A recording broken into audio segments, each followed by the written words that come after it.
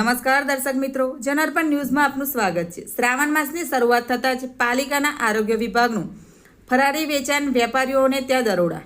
પાલિકાના કમિશનરની સૂચના બાદ આરોગ્ય વિભાગ હરકતમાં આવ્યું। અલગ અલગ વિસ્તારમાં 4 ટીમો બનાવી ચેકિંગ હાથ ધરવામાં આવ્યું। હાથીખાના તેમજ ચોખંડી વિસ્તાર સહિત અન્ય વિસ્તારોમાં ચેકિંગ હાથ ધરવામાં આવ્યું। ચોખંડી વિસ્તારમાં આવેલા લોટઘરમાં ફરાળી લોટના ગોડાઉનમાં ચેકિંગ કરવામાં આવ્યું। તમામ પ્રકારના ફરારી લોટનું ચેકિંગ હાથ ધરવામાં આવ્યું હતું। હાલમાં શ્રાવણ માસ ચાલી રહ્યો છે।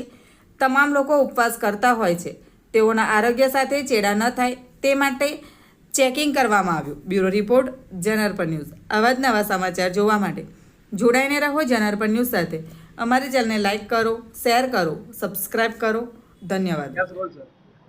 આજથી શરૂ થયેલા શ્રાવણ માસને અનુલક્ષીને કોર્પોરેશનના મ્યુનિસિપલ કમિશનર સાહેબની સૂચનાથી અને ડૉક્ટર મુકેશ વૈદ સાહેબ ડેઝિગ્નેટેડ ઓફિસર અને અધિક આરોગ્ય અમલદાર સાહેબશ્રીના માર્ગદર્શન હેઠળ કોર્પોરેશનના વિવિધ વિસ્તારોમાં જે ફરાળી લોટ બનાવનાર ઉત્પાદકો અને દુકાનો છે ત્યાં ઇન્સ્પેક્શન અને સેમ્પલિંગની કામગીરી હાથ ધરવામાં આવેલી છે।